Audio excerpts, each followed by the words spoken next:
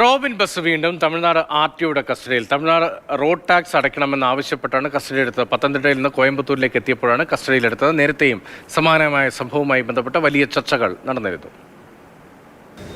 Robin ബസിനെ വീണ്ടും തമിഴ്നാട് വച്ച് Tamil Nadu M P D പിടികൂടിയിരിക്കുന്നു. ഇത് എന്തുകൊണ്ടാണ് ഇന്ന് പിടികൂടി ഇങ്ങനെ കസ്റ്റഡിയിൽ വണ്ടി എടുത്തത്? നിങ്ങൾക്ക് എല്ലാവർക്കും അറിയാമല്ലോ, 1.5 വർഷം മുന്നേ ഈ പ്രശ്നമെല്ലാം ഉണ്ടായി. ഈ വണ്ടി ഇപ്പം രണ്ടാമത് പുതിയ വണ്ടി എടുത്ത് 1 വർഷമായി ഞാൻ ഓടാൻ തുടങ്ങിയിട്ട്.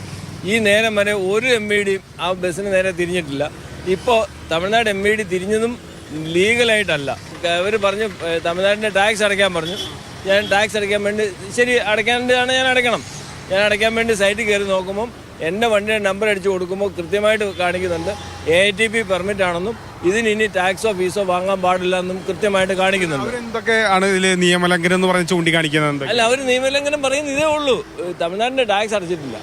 ഇപ്പം ഈ ഓണ സീസൺ ആയതുകൊണ്ട് മാക്സിമം യാത്രക്കാരെ ബുദ്ധിമുട്ടിപ്പിക്കുക, ഒരു സമ്മർദ്ദത്തിലാക്കിയിട്ട് കുറച്ച് പൈസ മേടിച്ചെടുക്കുക. ഇപ്പം എന്താ ചെയ്യാൻ ഉദ്ദേശം? കോടതിയെ സമീപിക്കുക, അല്ല വേറൊന്നുമില്ല. യാത്രക്കാരെ അവർ യാതൊരു മാർഗവും കാണിച്ചു തരാതെ പെരുവഴിയിൽ ഇറക്കി വിട്ടു.